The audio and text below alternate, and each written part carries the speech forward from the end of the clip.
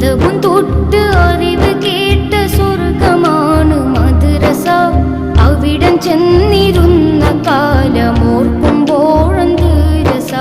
അധർമ്മം വിട്ട് അറിവിൻ വെട്ടം കാട്ടിത്തന്നു മദ്രസ. അതിരുകളില്ലാത്തതാണ് മദ്രസയുടെ പോരിശ. അതവും തൊട്ട് അറിവ് കേട്ട